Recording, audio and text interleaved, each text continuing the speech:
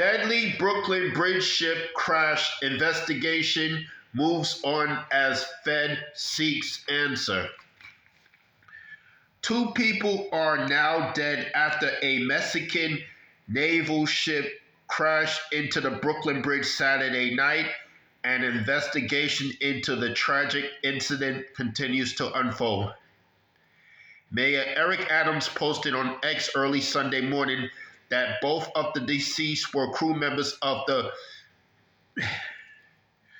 Colomantic when the training ship featuring two tall masts smashed into the deck of the Brooklyn Bridge Saturday night.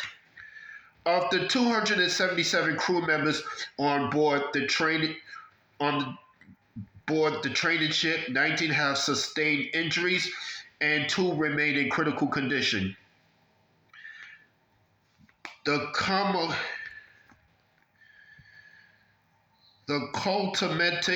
Coltamac was on a goodwill tour promoting its practition in next year's subsequent celebration of America's 250th birthday when it crashed into the ironic Brooklyn Bridge at around 8:20 p.m. on May 17. It departed from Pier 17 at the South Street Seaport. An investigation is underway. NYPD officials explained during a press conference following the collision that the vessel lost power during its journey, and several crew members were on top of the mast when the ship hit the bridge. The pilot was maneuvering the ship, lost power of the ship, and the current mechanical function caused the ship to go right into the pillar of the bridge, hitting the mast of the ship when there were a couple of sailors on top, said NYPD Chief William Aramboles of the Special Operations Division. Aramboles said 2 sailors atop the mast were injured, but it is unclear if they were the same ones who died as a result of the collision. Meanwhile, a deep investigation into the cause of the crash remains underway by the National Transportation Safety Board. The incident investigation is in progress and being actively coordinated between the governments of Mexico and the United States, including the United States National Transportation Safety Board and Coastal Guard, the U.S. Coastal Guard said in a statement.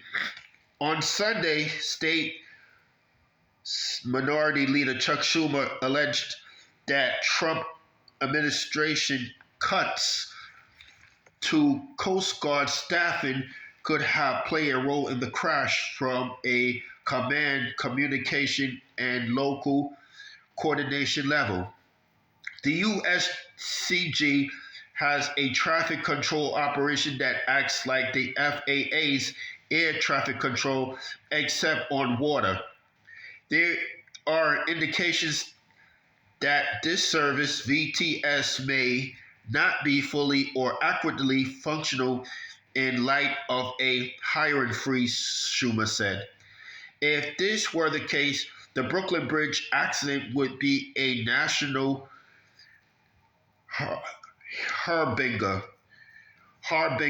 demanding immediate attention.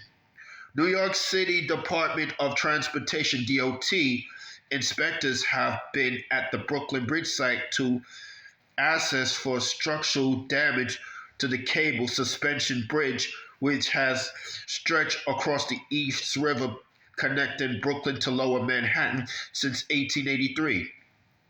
According to city officials, there are so far no signs of damage to the 142-year-old span.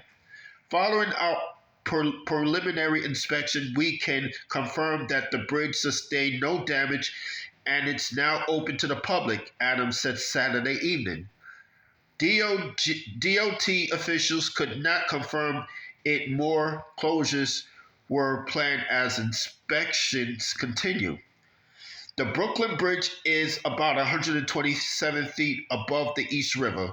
The ship has a mast height of 158 feet, 48.2 meters, according to a press release about the vessel.